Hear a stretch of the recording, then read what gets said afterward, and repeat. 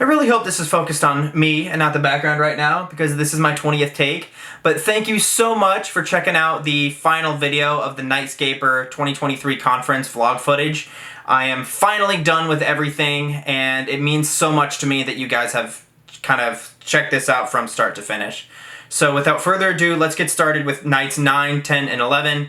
2 nights in Colorado and Evergreen getting some absolutely amazing time lapses and photos, as well as Iowa at a nice little state park there. So without further ado, let's get on with the video. After Paiute State Park, I took a day of rest in Snowmass. The following day, I visited my sister's house in Evergreen, Colorado. I spent the majority of the day editing photos from the trip, and we had a nice home-cooked steak dinner. My sister is a professional wedding photographer, and I knew she had some better telephoto lenses than I had. I had fun playing around with her Canon 70-200 f2.8. The smoke was really bad from the Canadian wildfires that night. Astro twilight left dark blue hues in the wide-angle shots, and you got a wide view of just how bad the smoke was. Using the 70-200, you could see a close-up of the smoke obstructing the rolling mountains in the distance, with the Denver orange light pollution reflecting off the smoke in clouds. The crescent moon bathed the landscape through the smoke, and using the 200mm, I shot this photo through some trees. I love how the smoke diffuses the light of the moon. I spent about 20 minutes playing around with different compositions I'd like to try a time-lapse with. After deciding on the composition, I set the camera up to photograph until the battery dies. This time-lapse you see here is around 5 hours of time. I changed the battery about 2.5 hours through. Using this time-lapse, I created a stack of photos for the Milky Way. The smoke and Denver light pollution provided a challenge to edit. I also did a star trail image as well, although I don't recall how many frames I used for the star trails, but I likely used them all.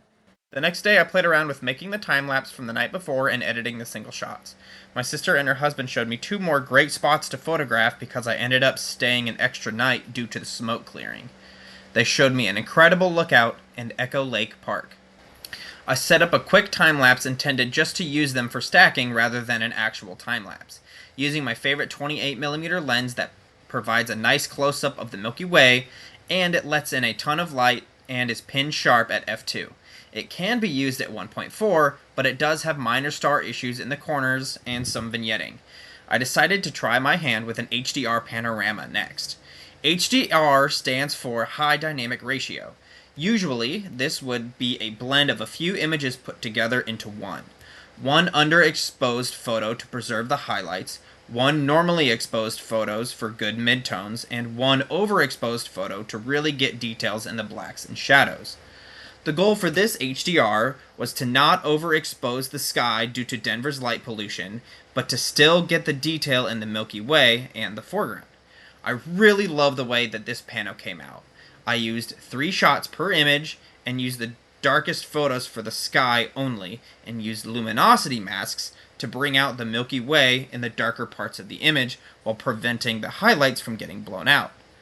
I played around with the track shots, not thinking of preserving the highlights, just to really enunciate how bad the light pollution was in Denver. Next, I headed over to Echo Lake to take some quick shots of Mount Evans and the reflections in the lake. Luckily, the lake was perfectly still. I set up quickly and played with the settings to make sure I wasn't blowing out the sky for the Milky Way image. I ended up doing a blend of the sky, with one photo being for the light polluted area and the other for the Milky Way portion. The reflection here is the natural reflection of the lake, and you can see just how still the water was. Now that the moon was really low on the horizon, the airglow was really starting to pop. Lots of green and turquoise airglow permeated the sky. I flipped the camera to portrait orientation and captured this tracked shot. I also attempted reverse tracking for the water reflection, but ultimately it made little difference between the regular tracked shot. I ended up copying, reversing the sky, and making a fake reflection for a better looking image anyways. I switched out lenses from the 14mm to the 28mm to get a tighter view of just the core. I also tried reverse tracking with this shot, but ended up not using that photo. Once these were completed, I packed back up and drove back to the house for another time-lapse.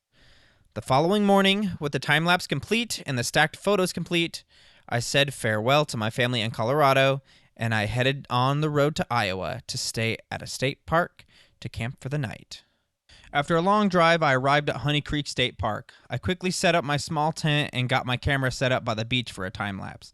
The moon was now pretty bright, as it was maybe 30 or 40% full. It lit up the landscape nicely with short exposures, but it was washing out the sky a good bit. After a full 2 hours, I woke up to change the batteries and realized I didn't really want to keep walking over to the camera to change the battery, so I changed to have the tent in the shot while the Milky Way moved through the trees. This is how that time lapse worked out. Of the few still shots that I did, this is one where the moon was still up a good bit when I moved the camera to the tent. This next one is the shot of when just the Milky Way was peeking through the trees, and this next one is going to be a blend of those two images put together. You can really see how the moon helps. This next one was right after I was done with the time lapse, and I really enjoyed this one.